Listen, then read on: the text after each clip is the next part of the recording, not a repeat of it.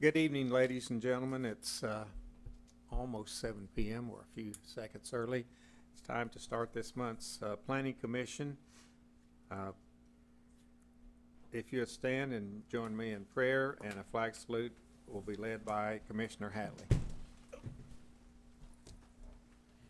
Dear Lord, we thank you for the opportunity of being able to come to a meeting like this, discuss the city's business. Give us the wisdom to do what is best for most people, for all the people that we can. Lord, be with our servicemen and women overseas, that protect them, keep them wrapped in your arms, and keep them from harm. We ask these things in thy name. Amen.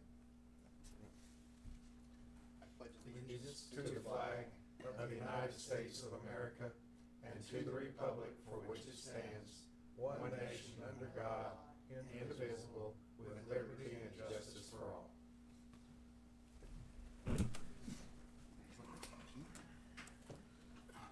Roll call, please. Chairman Taylor, Here. Commissioner Hatley, Here. Commissioner Davis, Here. Commissioner Smystrala, Commissioner Baker. Here. Item 1 is approval of the minutes of July 14th meeting. Have you had an opportunity to look over the minutes, and do we have any corrections, or do I have a motion? You have a motion to approve? A motion to approve. Is there a second? Second. Motion and a second to approve the minutes of July 14th. Any discussion, questions? Call the roll, please. Commissioner Baker, Yes. Commissioner Davis, Yes. Commissioner Hatley, Yes. Chairman Taylor. Yes. Item 2 is the visitor section. If there's anyone here who'd like to address the Planning Commission about a non-agenda item, now would be the time to step forward and do that. Seeing none, we will proceed. Item 3 is a request by ERS Telecom Properties for a conditional use permit for a 170-foot monopole tower to be located west of Kalea Avenue and north 11th Street. It's a tract of land up here. It's just north of Main Street and just east of 11th. I'm not going to read the meets and bounds. But if there's any questions about where it's at, I'll be glad to answer them. That good enough, Mr. Attorney? That's good, thank you. Okay. Do we have someone here who'd like to speak to that motion? Go ahead. State your name and address, please. For the Steve Woody, 497 Ridgepoint Drive, Forney, Texas. I'm here tonight representing ERS Telecom Properties, who would be the tower builder and tower owner. Verizon Wireless, who would be the anchor tenant on the tower, and the trustees of the June Taylor Trust, who the family owns the property. We have signed a lease with the property owners to construct the tower on a 60 by 60 square foot piece of land in the very northwest corner of the property. As you said, we're asking for conditional use. The tower would be a monopole design, and I think you have the packets that I sent out, I hope, and shows a picture and a diagram of what the facility would look like. As I said, it's there to provide Verizon Wireless with the coverage that they require for the community, and that they're trying to fill some dead spots and some areas of concern for them. And again, we would build the tower in a way that would accommodate 3 additional users, so there'd be 4 total on the tower. We selected the property for their coverage needs, and then we went out and looked to try to find an area where we could put it where it would not be as visible to the community. I think the tract of land is a pretty large vacant tract of land. To the north is kind of railroad property and pretty much vacant. To the west, you've got a tree farm with a lot of floodplain on it, so there's probably not going to be anything behind it.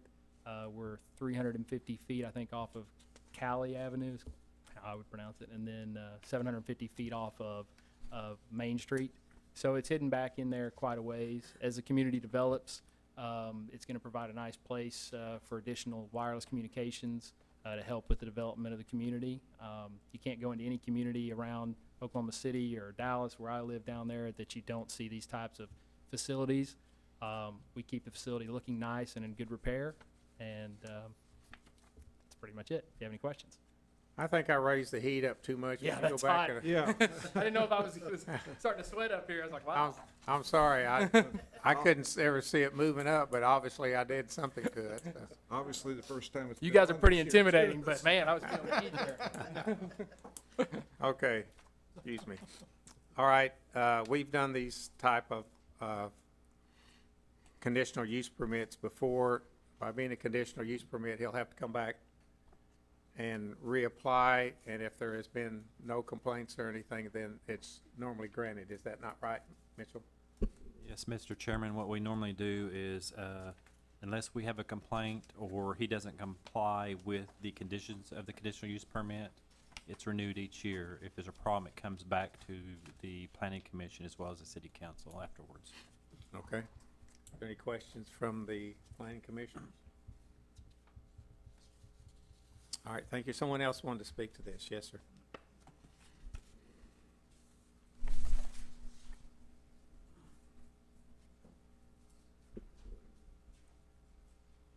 My name is Larry Rudebush, 309 East Parkland Drive, Yukon, Oklahoma. Chairman Taylor, members of the commission, thanks for the opportunity to comment. Tree farm that he's talking about belongs to my son and I. We don't know a lot about what's proposed for this particular installation that he's talking about. I do know that the 170-foot tower is substantial. I do know that while that property today certainly needs to be cleaned up, and we would love to see it cleaned up, utilized in some fashion, I really question whether or not that's the appropriate area for a communications tower. There's residential all around it. In addition to the property that we own there, there's houses on the east side of the street. There's houses to the south of the property. I think somebody really needs to take a long, hard look and see if this is really something that the city wants to do. That is really a pretty iconic intersection if you think about it. I mean, it's Garthbrook Boulevard and 66 Highway. With the sports complex that they're proposing, is that the first thing we really want people to see as they pull into Yukon, is the communications tower right on that intersection? Even though it's stuck back in the corner of that property's not that big. And so I think, while they may try to sell you on the idea that it's not going to be an eyesore, it's going to be an eyesore. And so I just want to go on the record tonight in opposition to it being located on that intersection. And even though it's going to be stuck back in the northwest corner of that piece of property, it's still going to be really visible from Main Street. A 170-foot tower is a substantial tower. But I'd be happy to answer any questions that anybody has, but I think the city needs to think a long time about starting building something on that intersection that's going to be an eyesore for the rest of our lives. Well, not to be, just to kind of play devil's advocate, it may not be an eyesore in someone else's eyes. That's entirely possible. It's sure not going to be an eyesore to us, but, it might not be to anybody else. But as a property owner, I feel like, it's my responsibility to come here, not only because of our property that joins it, but I think for the city of Yukon, it's a mistake. Okay. Your property, is it west of Garth Brooks on the other side of 11th Street there? Mm-hmm. You're west of it. Right, we're the tree farm. And this is on the east side, at the far east of that corner? Yep. And how far, sir, did you say it was north of Main Street? I measured it on Google right before I came up here, and it's 750 feet on a direct line to Main Street. So probably that intersection, you're talking 900 or 1,000 feet. And how far east of Garth Brooks? It's 340 feet to the pole itself. Well, and you have to remember too, for he's talking about from 66 Highway, there's houses that are there. Those houses, the property lines of those houses, what are they, Mike? They won't be but 300 foot to this pole. I mean, it'll be where he's proposing to put this tower is directly behind, you know, the two houses that sit on 66? The two houses that are sitting there, it'll be directly behind them, and it won't be but about 300 foot behind their houses. So a football field behind their house. At the most. It might not even be, is it that far, Mike? Okay. Well, does any of the commissioners have any questions for this gentleman? We appreciate your comments. Thank you. Thank you. Absolutely. If you'll step up, say your name and address.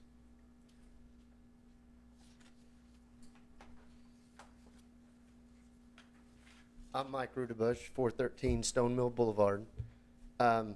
Is it appropriate to direct questions towards him? Because I really don't know much about it. If you'll step up to the microphone where the folks at home can hear, and then I may stop y'all, but go ahead. Yeah. Please do. I'm not sure what to expect as far as development of an area around something like that. I know in Dallas, because of the size of Dallas and the population, they probably put them up in the middle of neighborhoods. So that's probably not uncommon.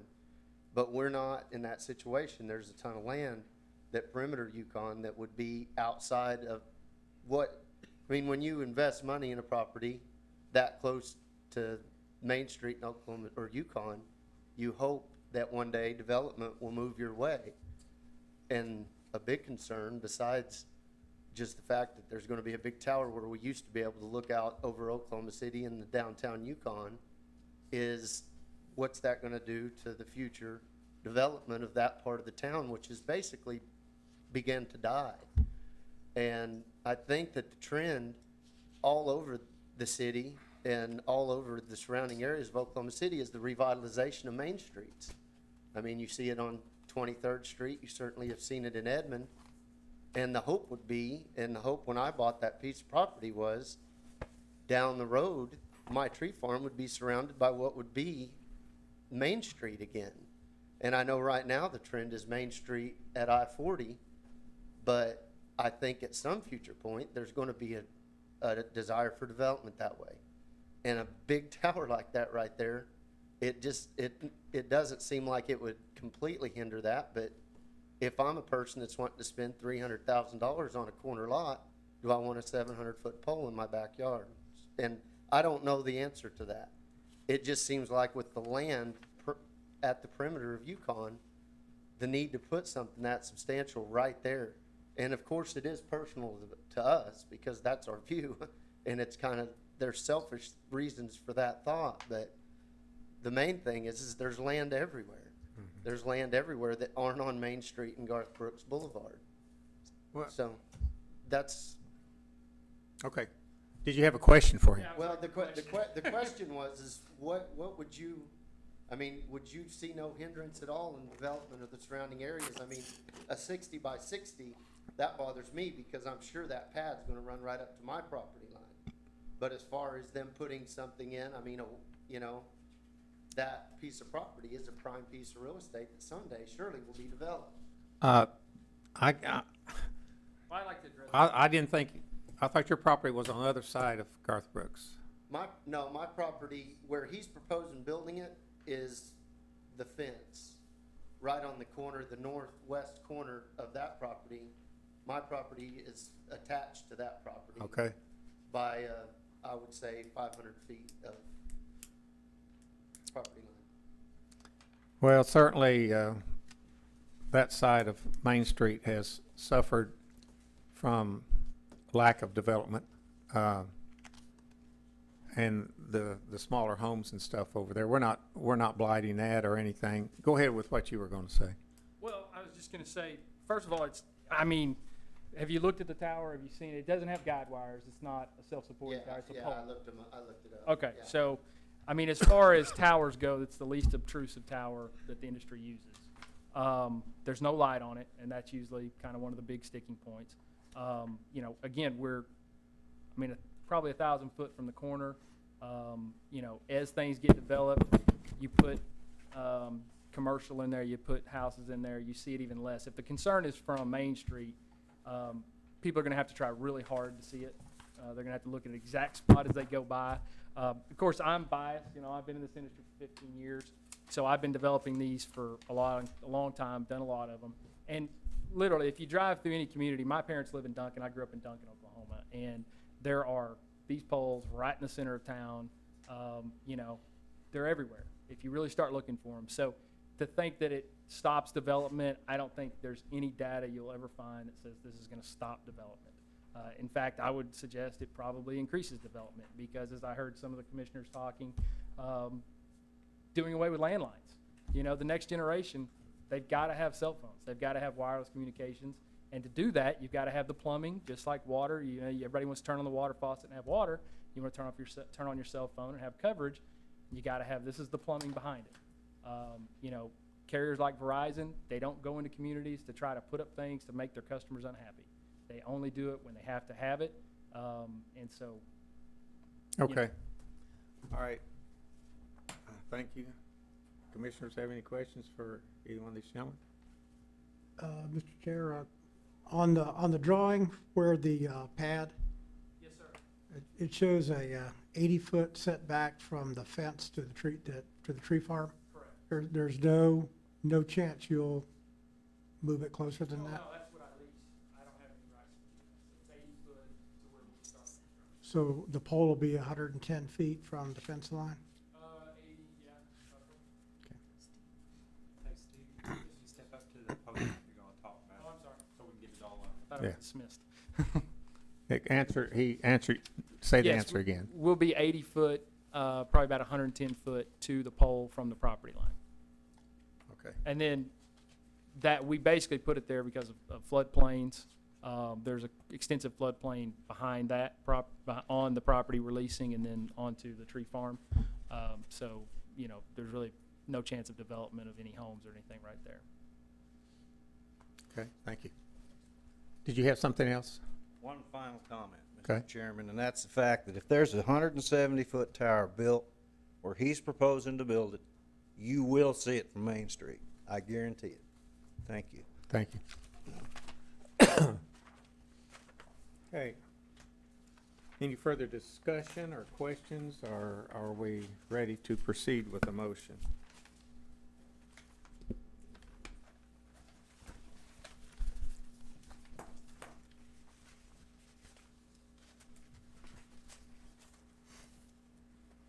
Well, we got to vote on this, so would someone care to put a motion up?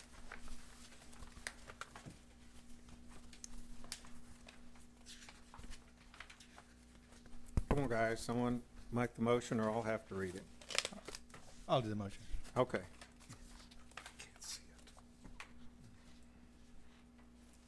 All right. In the case of the application for a conditional use permit submitted by ERS on behalf of Juen W. Taylor, 1003 Trust, we have read the staff report and received testimony at the public hearing. We find ourselves in agreement with staff findings, including all attachments cited in the staff reports. I move that this item be recommended for approval to the City Council with the following conditions. Access to cell tower shall be approved by the City of Yukon prior to issuance of a final certificate of occupancy. Said driveway shall be permitted to be a gravel drive. Upon development of properties directly adjacent to the subject site, a site-proof fence will be required of the current leasee property owner. Said screening shall adhere to City of Yukon screening requirements. Upon submittal of a request for renewal of the subject CUP, a determination by staff shall be made as to the status of the surrounding properties, developed or not, or under construction, type of construction, etc. Upon discontinuation of the cell tower use or lease for said cell tower use, the cell tower must be dismantled and removed from the site by the current lessee owner.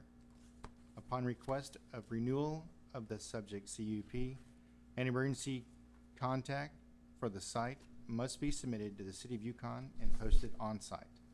Said contact shall be able to be reached upon the clock in case of emergency, around the clock in case of emergency. Okay, we have a motion. Do we have a second? Second?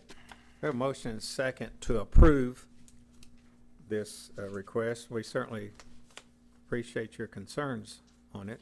And as you heard, the request has, the motion does have items in there that will help with your concerns, I believe. Is there any further discussion? Call a roll, please. Chairman Taylor? Yes. Commissioner Gately? Yes. Commissioner Davis? Yes. Commissioner Baker? Yes. Okay.